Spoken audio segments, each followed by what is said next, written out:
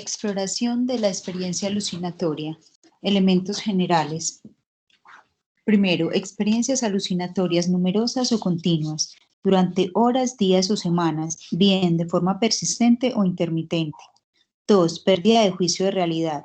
Sobre la experiencia, el paciente nunca duda de la realidad de sus alucinaciones, sin convencimiento de que puedan derivar de una enfermedad.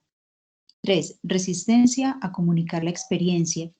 La mayoría de los enfermos con alucinaciones verdaderas evitan referirlas por diversos motivos, particularmente por el miedo a que se les considere locos. Agrupación sindrómica. Las alucinaciones verdaderas nunca suceden aisladamente, forman parte de un síndrome neuropsiquiátrico orgánico o funcional, de etiopatogenia conocida o bien idiopático. Identificación de las alucinaciones. Las alucinaciones se infieren bien de la relación del enfermo a ellas o interrogándolo sobre su existencia. En general, es necesario preguntar directamente si el enfermo nota algún tipo de sensación nueva o simplemente que le sorprenda o le provoque perplejidad o temor. En efecto, cabe diferenciar un estadio agudo y otro crónico. Estadio agudo. Es muy similar en todos los enfermos psicóticos, sean orgánicos o funcionales. Se caracteriza por, primero, sentimiento de excitación y pérdida de control. Segundo, humor disfórico irritable. Tercero, desorganización de la integridad de la conciencia con caos perceptual y cognitivo, que se traduce por confusión y actitud perpleja. 4. Organización delirante que probablemente depende, entre otros factores, del grado de integridad de la conciencia. 5. Conducta delirante alucinatoria. Estadio crónico. La actividad alucinatoria crónica es característica de la esquizofrenia. Las alucinaciones suelen ser auditivo-visuales y rara vez de otra modalidad sensorial.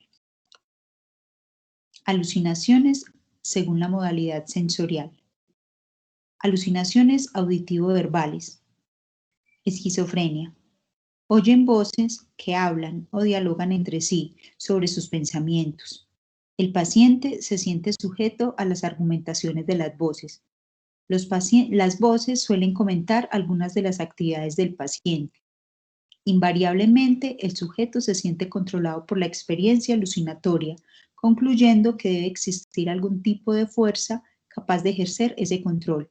La pérdida de juicio de realidad es inevitable, por lo que rara vez el paciente suele espontáneamente hablar de sus alucinaciones.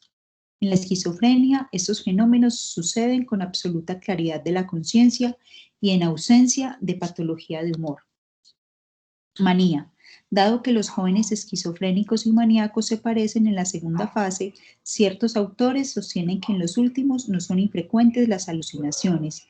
Las voces que dialogan entre sí sobre la conducta del paciente son improbables en la manía.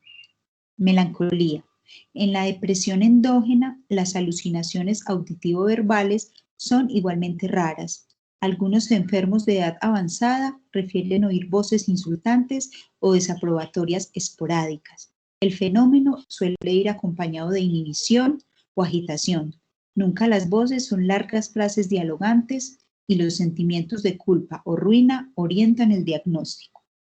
Otras patologías. Las alucinaciones auditivas simples o complejas no son exclusivas de la psicosis. En diversas condiciones médicas pueden darse fenómenos perceptivos en los que el paciente refiere voces audibles, tanto en el espacio interior como el exterior. Alucinaciones visuales. Alucinaciones elementales. Se caracterizan por la falta de figuración. Se trata de luces, colores o figuras geométricas que adquieren con frecuencia movimiento. Rara vez ocurren en enfermos psiquiátricos. Alucinaciones complejas. La visión presenta caracteres cercanos a la realidad. El enfermo ve objetos o seres reconocibles. Alucinaciones liliputienses. Estas últimas son características del síndrome de Charles-Bonnet. Se trata de un trastorno alucinatorio en ancianos con patología orgánica central o periférica. Estos pacientes ven pequeñas figuras de animales u otras criaturas, frecuentemente al anochecer con ausencia de delirios u otra modalidad de alucinación. Las alucinaciones visuales siempre deben de hacer sospechar la existencia de una alteración orgánica cerebral o intoxicación por drogas alucinógenas. En este último caso, se trata más bien de malformaciones del mundo real con sobreimposición de formas y colores. Alucinaciones táctiles. Generalmente el paciente la refiere en la dermis. Suelen ser sensaciones de animales pequeños que circulan por debajo de la piel. Suceden en las psicosis tóxicas y en la patología orgánica, particularmente en carcinomas del mediastino y pulmón. No es infrecuente que el paciente presente escoriaciones producidas por la actividad de rascado en busca de insectos y otros animales. Alucinaciones olfato-gustativas. Se trata de sabores u olores raramente agradables. Son frecuentes en la epilepsia del lóbulo temporal. En este caso, las alucinaciones nunca van acompañadas de delirios relacionados. Al contrario, en la patología psiquiátrica, el enfermo suele atribuir la percepción al delirio. Alucinaciones somáticas.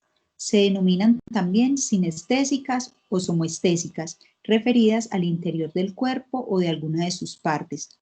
Pueden confundirse con los fenómenos de despersonalización y con las alteraciones de la conciencia corporal.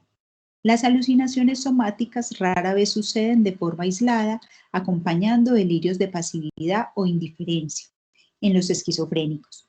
Suele tratarse de extrañas sensaciones que el enfermo explica de forma abigarrada, deduciéndose al carácter perceptivo por la identificación que el enfermo hace de alguna zona somática. Son características del delirio de negación de Cotard, que pueden presentar esquizofrénicos y melancólicos. Otras alteraciones de la percepción. Autoscopia. Es la visión de uno mismo en el espacio exterior. La imagen alucinatoria suele ser completa en el sentido que el sujeto se ve a sí mismo, generalmente de frente e inmóvil. La experiencia puede durar unos segundos y va acompañada de un intenso miedo. Poliopía.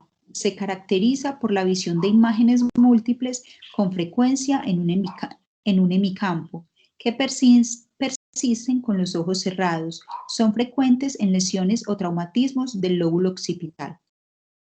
Metamorfosia. Son distorsiones del tamaño y forma de los objetos. Imagen eidética. Es la visión actual de una imagen visualizada en el pasado.